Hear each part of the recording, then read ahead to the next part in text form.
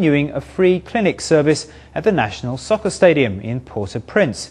The arena has been used by aid agencies as a distribution site. It's also home to earthquake victims who've set up hundreds of tents on the pitch. However, these people are overlooked when it comes to handing out aid. Tzu Chi volunteers went to the stadium to assess the situation. In Port-au-Prince, when you see a long queue of people, you know aid is being distributed. At this event, organised by the Paris-based NGO Acted, everyone picking up supplies is a woman. The rule is in place because the NGO believes men are more hot-headed and likely to cause a disturbance.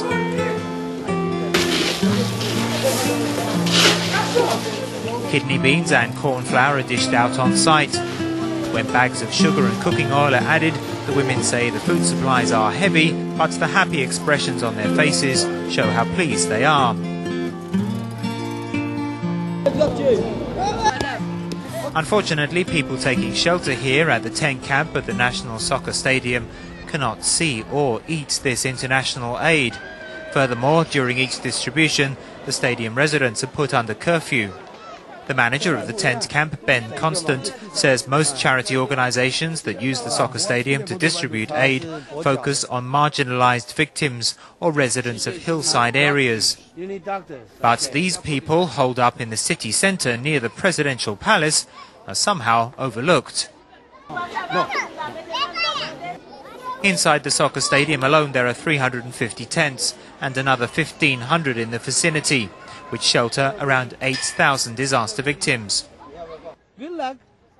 With little idea of how bad the conditions are, small babies only need a pair of hands to hold them.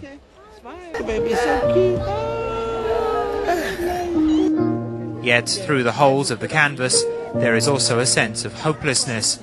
This elderly woman, who is bedridden, can do little else but look out of the tent. Okay, Mama. Okay, don't worry, huh? God bless you, huh? Okay, okay. She cannot talk anymore. This 4-year-old boy suffered a head injury in the earthquake. Famous you. You see? Oh, I see. I cannot close. Yes, cannot close. Yeah. Something fell on his head. Oh, yeah. Seeing such hardship makes the volunteers realise how lucky they are. The one good thing about the tent camp is the artificial turf, which at least does not turn into a ploughed field. However, the residents are unable to patch their threadbare shelters.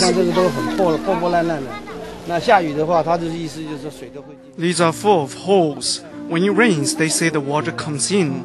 Everything they can use is put on top to cover it.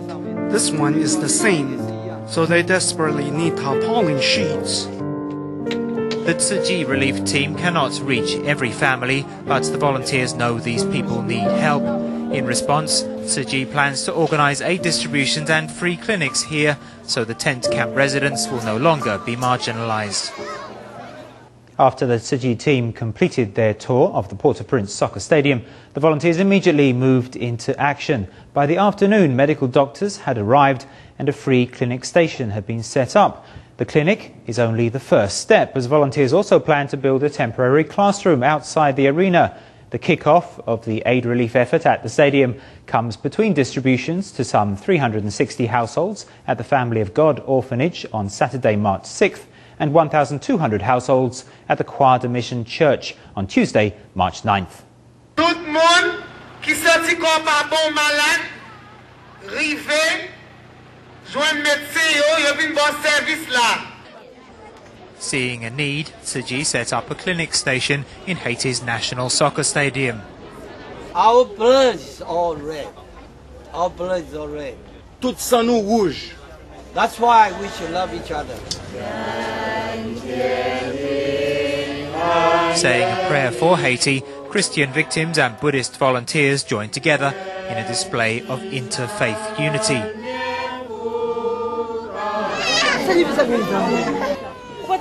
It's the first working day at the free clinic station, but the service is flawless. Having no idea what to expect, the 3 doctors on duty prepared for everything. Chinese medical doctor Zhao Wenchang from Argentina is giving an elderly woman acupuncture. Relax, please, relax. We often do this in Argentina, outside free clinics. The conditions are about the same. There's no electricity or water.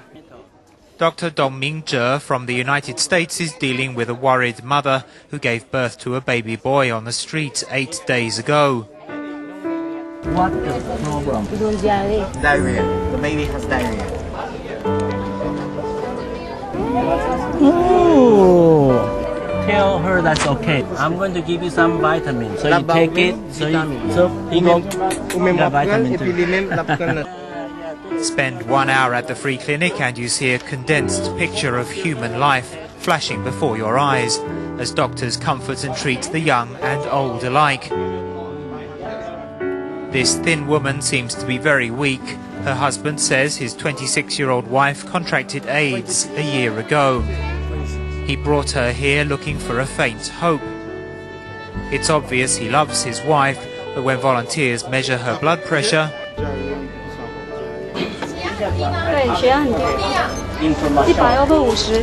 or doctors check her heartbeat,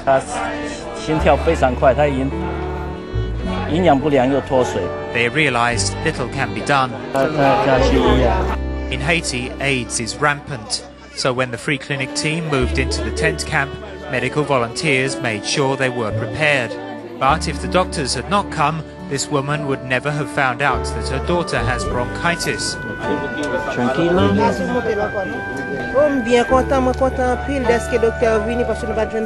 Yeah, she feels good because the doctors come here today to take care of the patients. Patients are treated by top doctors in this tent, but the free clinic is only a start. Volunteers are already thinking further ahead. Outside the stadium, tent area manager, Tzu volunteers and OECC representatives assess the situation in hopes that this plot of land can be devoted to a temporary classroom.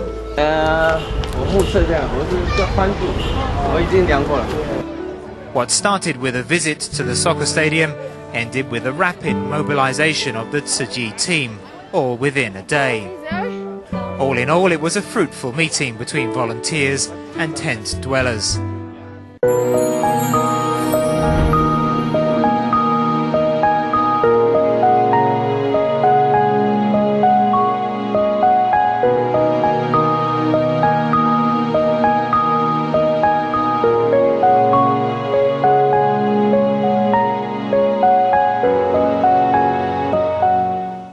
There is an impending water shortage in Taiwan, and the island's Water Resources Agency predicts that if current rainfall patterns hold, then by April of this year, southern regions will have to start water rationing. Currently, most of the major reservoirs in the south are less than 50% full. In a new series of feature reports starting today, we'll tell you all about how Taiwan is trying to address the issues of potential water shortages and